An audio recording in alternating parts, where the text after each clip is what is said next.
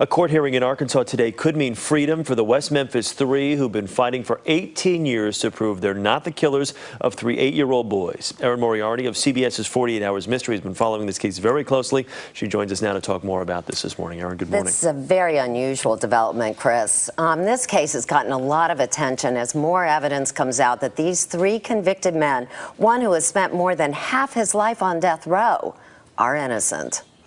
In May 1993, three young Arkansas boys, Stevie Branch, Christopher Byers, and Michael Moore, went missing. Their bodies were found the next day, brutally murdered and mutilated in a water-filled ditch in the town of West Memphis. The little boys were found in a drainage ditch, 8-year-olds, mutilated and beaten to death. Police arrested three local teenagers, Damian Eccles, James Baldwin, and Jesse Miskelly, and charged them with murder. The three soon became known as the West Memphis Three. Three teenagers were taken into custody. They are each charged with 3 counts of capital murder.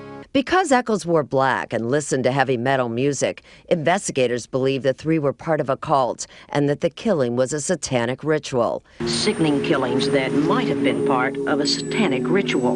In 1994, Eccles was sentenced to death, while Baldwin and Miskelly were slated to spend the rest of their lives in jail for the brutal killing.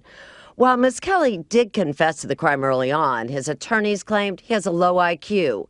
The three have maintained their innocence publicly ever since. The case garnered national attention, with actor Johnny Depp pleading their case and hosting benefits to raise money for their defense. And in 2007, new DNA evidence emerged that defense attorneys argue exonerates the three. Thursday, they were transferred to a county jail in Jonesboro, Arkansas, where they will appear in court later today, while a Craighead County judge issued a gag order prohibiting anyone from talking about the case publicly. Sources, including one victim's father, say the men will go free. This is a bittersweet development for anyone who's been covering this case for a while, too, Chris. So what's going to happen? Are they just literally, I mean, they've been convicted of killing these kids. Are they just going to walk out of jail? Well, I want to point out there is a gag order, and no one has violated it. But what we have heard, what could happen today, is that they could enter something that's very unusual called Alford pleas.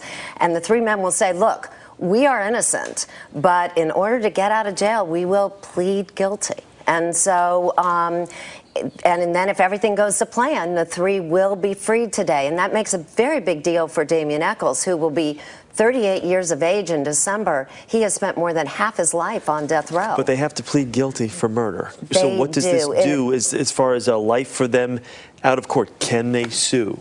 No, for reparations, in a way, anything of them. And this is a good deal for the state, because the state, saves face. There was going to be an evidentiary hearing this December. Yeah. There's a very good chance these three men would have gotten a new trial. Yeah. And the state just doesn't have the evidence now to convict them. So, and what's really sad is they'll never find out who really did kill these boys. It's a cold case again. Yeah. All right, Erin, thank you very much. Good to see you here this morning.